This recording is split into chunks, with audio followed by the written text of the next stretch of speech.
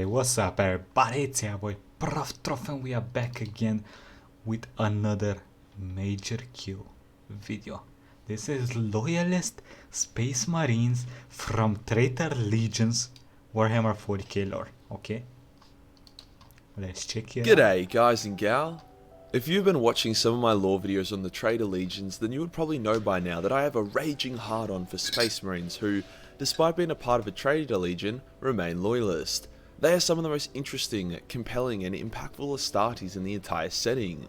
It doesn't take strength or willpower to stay loyal to the Emperor if your Primarch is, but if your Primarch isn't, defying them and doing what is right is one of the hardest decisions that can be made, coming back to that age-old debate of what is more important, loyalty or doing what is right.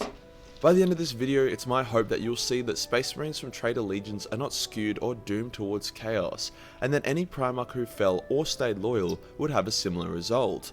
After all, most of the Marines who founded the Grey Knights were from Traitor Legions, Grey Knights being the Space Marines who can't fall to By the way, I was gonna do a video about the Grey Knights from Lotic 19 or whatever his name is. It's an hour long and I have stuff to do, so I cannot spend that much time on it, so I'm gonna do this video instead. It's 80 minutes long, okay? But we're gonna do the Grey Knights tomorrow for sure.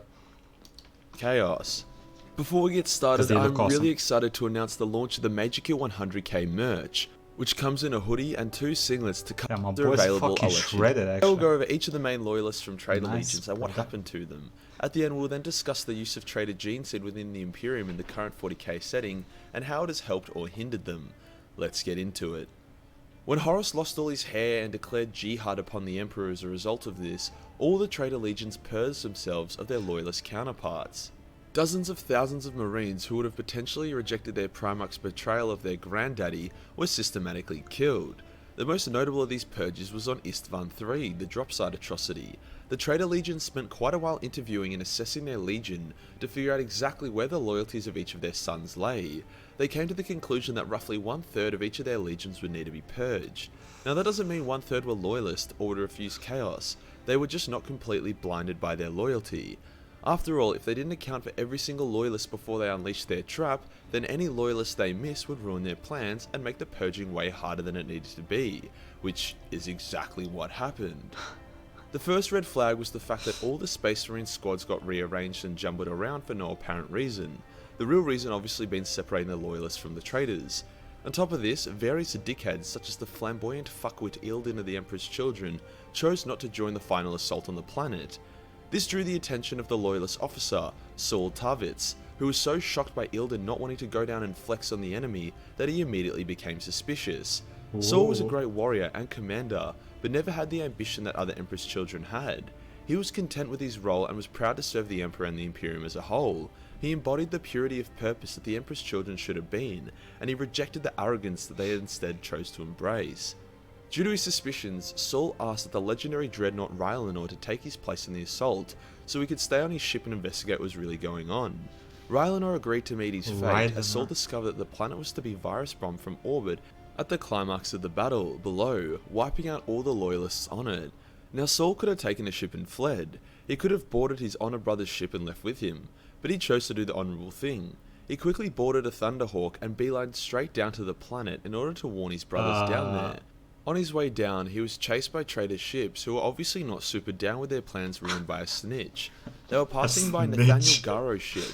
Garo was a captain of the Death Guard and born on Terra, serving with honour and nobility for the entirety of the Great Crusade.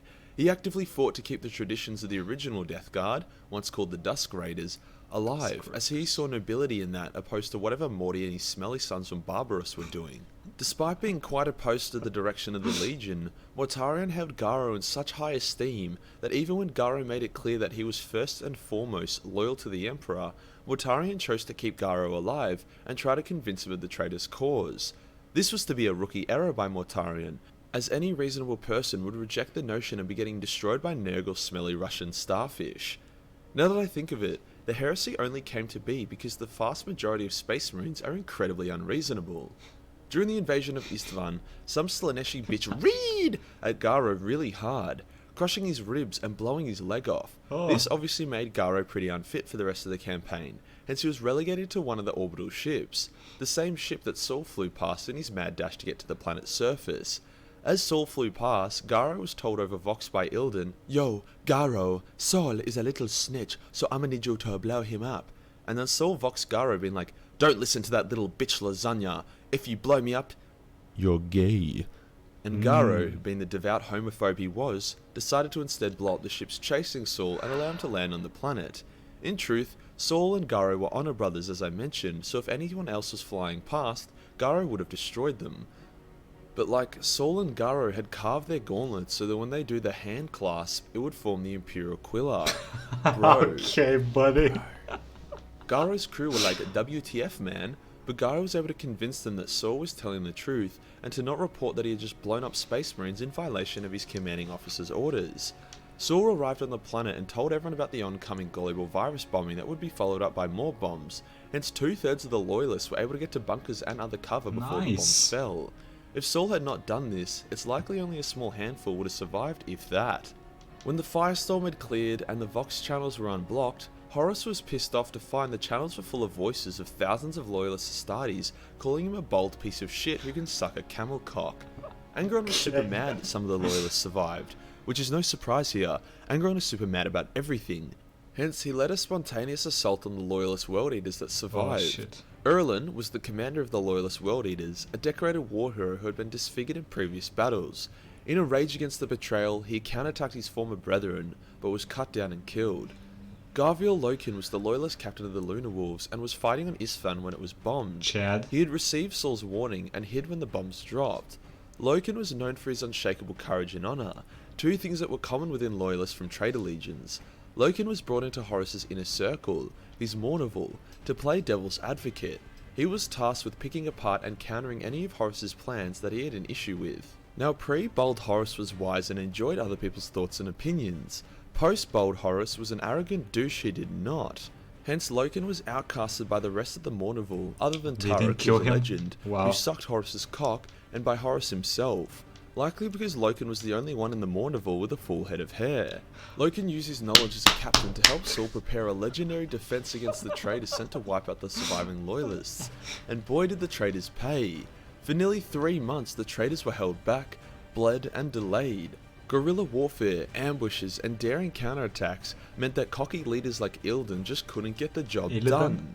Another Lunar Wolf who helped Loken was the gigantic friendly giant Tarek Torgadon, who was also part of the Mournival. Tarek happily joined the heretical warrior lodges, which were how chaos was able to spread throughout the legions, as he naively saw them as a way to make more friends. However, once Horus went bold and the warrior lodges went from playing Monopoly to discussing rebellion against the Emperor, he became disillusioned with them and became suspicious of Horus and the other Lunar Wolves, such as Abaddon and Little Horus. The final member of this Loyalist dream team was Rylanor, the Ancient One, a dreadnought who just wouldn't die, and who was able to shrug off mortal wounds using just hatred alone. However, despite delaying the traitors for months and causing thousands of deaths, the Loyalists were outnumbered, without orbital support, with depleted supplies, and with no Primarchs. Inevitably, they would fall. But not without a fight. The final assault began as the traitors bum-rushed the Loyalists, using a Titan to blow away resistance. Lucius, that demented piece of shit, betrayed the Loyalists and challenged Saul to a duel, believing himself to be greater than Saul. Lucius was quickly proven wrong as he got his ass kicked and was sent running. Saul then ambushed Ilden's troops and killed many of them. He was genuinely undefeatable and survived until Horus once again orbitally bombed the planet to oblivion. Before that happened, Loken and Tarek heard that Abaddon and Little Horus were taking a part in the final assault, and thought that they could take them out with them. Tarek fought Little Horus as Loken fought Abaddon, and despite their prowess, Tarek was killed by Little Horus, while Loken was wounded by Abaddon and watched as the planet was orbitally bombed. Rylanor was able to escape to a hidden bunker, and found something in that bunker that he planned to use hundreds of years later. After the Isstvan atrocity, it seems that Saul died, and Tarek definitely died. However, Loken, despite being mentally broken, survived, as did Rylanor. Now back to Garo. Garo beelined to escape after killing the traitors on his ship, and it was a pretty rough time for him. His ship was fired on, and then he had to make a random warp jump with a weakened Gellerfield, forcing Garo to fight Nurgle zombies on his ship in the warp before he was finally rescued by Rogel Dawn. The escape had been a success, and the Imperium was aware of Horus's betrayal. Garo was approached by Malcador after he banished a demon of Nurgle called the Lord of Flies, who had followed Garo to Terra. Ooh. Malcador said he was to go out into the galaxy and find 7 Space Marines from any legion with noble hearts and a will to fight chaos. He was then to bring them back here. He was now a Knight of Malcador. His quest took him to Ultramar, where he recruited the powerful Ultramarine Librarian Rubio after he saved him and his company of Marines. He then encountered the World Eater captain Mesa Varyn, who was especially angry, even by World Eater standards, due to the betrayal of Angron, and boy it showed. Even after escaping Angron and Isstvan, Mesa was once again betrayed by a White Scars captain who tried to kill Garo and his knights. In response, Mesa ravaged most of the White Scars men before teleporting Garo and co back to their ship, where they then blew up the White Scar captain and his traders. Mesa was now a Knight of Malcador. Garo recruited a number of other knights before eventually returning to Isstvan to try find Loken. I mean, I'm glad he did that, but it seems like a massive stretch to think that Loken out of all people somehow survived a duel with Abaddon and then multiple orbital bombings. This however would turn out to be a good move, as Garo would land, find Loken, help him break out of his insanity amnesia before taking him back to Terra. Now before we continue with the Knights of Malcador, there's a bit more info of Tarek and Rylanor. These guys look Tarek's awesome. corpse was harvested and used to summon a demon, Rough.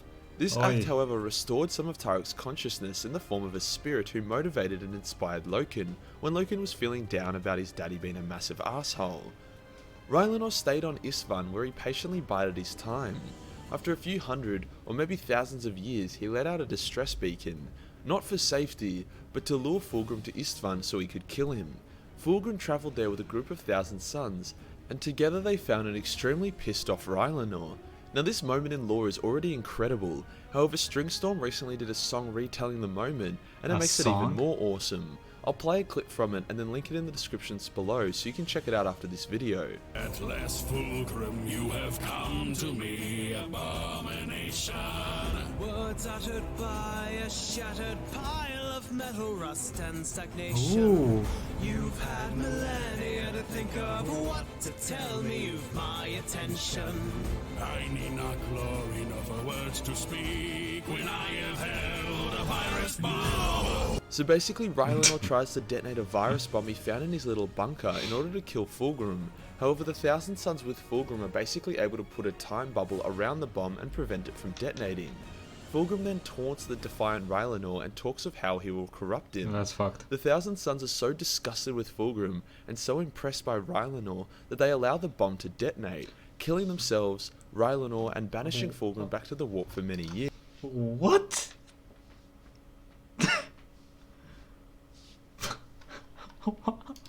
Disgusted with Fulgrim and so impressed by Rylanor that they allow the bomb to detonate, killing themselves, Rylanor, and banishing Fulgrim back to the warp for many years.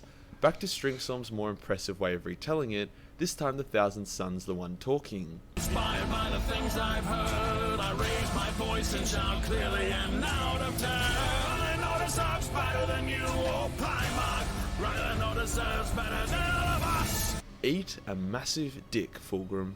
Yeah, that song sounds Garo awesome. and Loken would travel the galaxy, fighting against the traitors and once again coming face to face with Horus, with Loken delivering a sick burn when they escaped him. Eventually they would return to Terra, What sick burn? and the Lord of Flies would once again return, possessing Mesa, who was able to resist the demonic influence long enough for him to kill himself and the demon.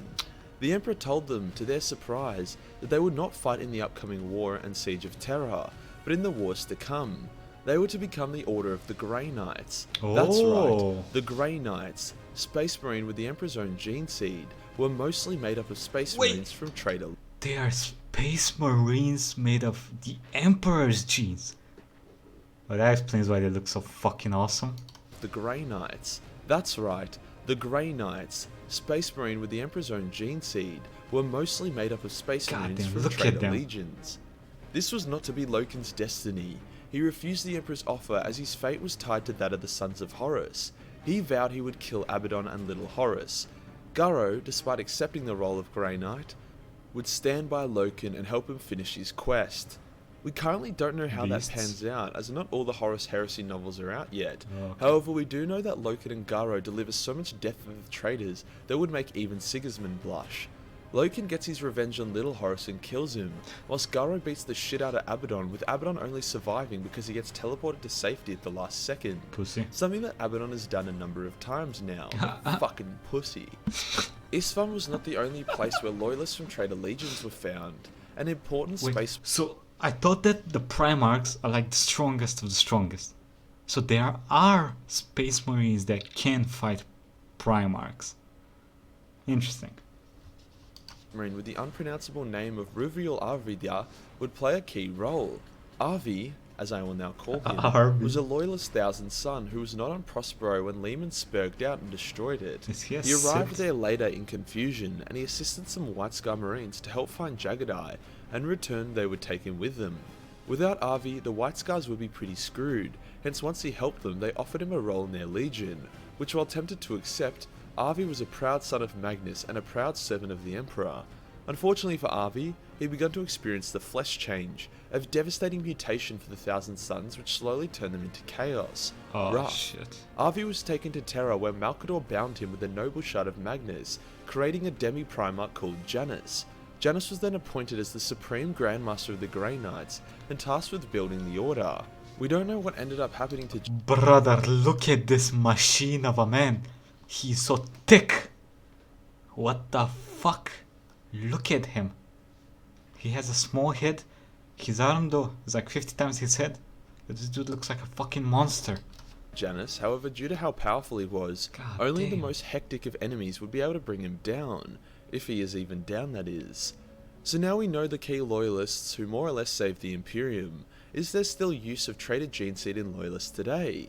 The answer is yes. The Minotaur chapter, a steadfast and incredibly loyal group of Marines, a descent from Iron Warriors. The Blood Ravens, heroes of the Imperium in the Dawn of War games, seem to be Thousand Son descendants. There are numerous other chapters with questionable geneseed that are incredibly loyal, which means that Guilliman's request to call not to use Traitor geneseed for the Primaris is unfounded. If G-Man turned against the Emperor, it's likely at least 2/3 of his legion would follow, as Space Marines are hard-coded to be loyal to their Primarchs. Sure, geneseed often makes Space Marines become similar to their Primarch. For the Lunar Wolves, it made many of them look like Horus, whilst the Salamander Marines all became black after receiving the geneseed. However, it only can do so much. It doesn't turn them into a new person. I've said it many times, and I'll say it again. Loyalists with geneseed are awesome. And that does us for today, guys. The Loyalists from Traitor Legions and the impact they have had on the setting. Remember, guys, merch is now live, so make sure you go and pick up your hoodie or message me on Discord. Hey, that shit was fucking awesome. Okay, we learned a lot. Bro, there is so much fucking lore to learn about 40k, and I love it. I love it. Anyway, let me know what y'all think about this. Yeah, that's it. We're gonna check out the Grey Knights tomorrow, okay? So like, comment, subscribe, and see you next time, everybody. Have a nice fucking day.